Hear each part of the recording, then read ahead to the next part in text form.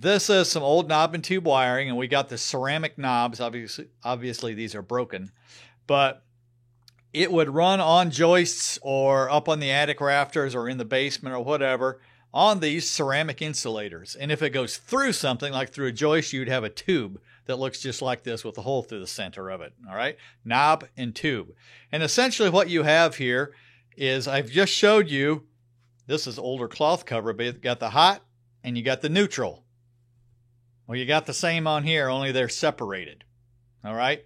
Updated. This is considered updated, compared to knob and tube, but you had the two wires inside of the sheathing. All right.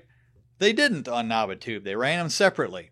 And one of the reasons they did that is for heat dissipation. So when these get current going through them, they get warm. You want that heat to be able to dissipate so it doesn't build up and potentially cause a fire. So these were used into the 30s. So if you have a home with knob and tube wiring, you can be sure that this is probably at least 80 or 90 years old. That seems kind of old for wiring, for anything, right? Certainly vehicles don't last that long. A lot of people don't last that long. So it's still considered in some circles to be acceptable if the knob and tube wiring has not been damaged, if it has not been altered, if it hasn't been spliced into, if mice haven't chewed off the insulation, and so forth. Now, here's what's happened.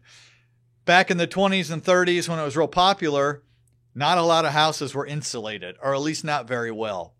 And so then you had this writing right on top of the attic, the floor joist in the attic, and then they come along and they try to get more energy efficient, and they cover all of this with insulation. All right? Now what happens? Now that heat can't dissipate like it needs to.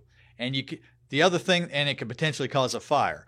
The other thing that can happen is, now that you have insulation packed all around it, you get critters that burrow in that insulation, and they love that little home. All right? And so they're going to be chewing on that stuff because they're attracted to that, to the warmth, to the current. And so several things can go wrong when you have knob and tube. And my recommendation is that if you have knob and tube in your house, that you get it replaced.